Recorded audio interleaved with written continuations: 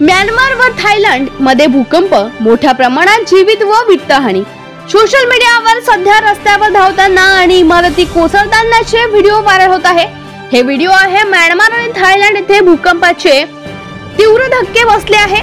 7.7 Richter scale इतक्या तीव्रतेचा भूकंप येथे झाला आहे। म्यानमार मध्ये मोठ्या प्रमाणात जीवितहानी आणि वित्तहानी झाल्याची माहिती समोर येते आहे।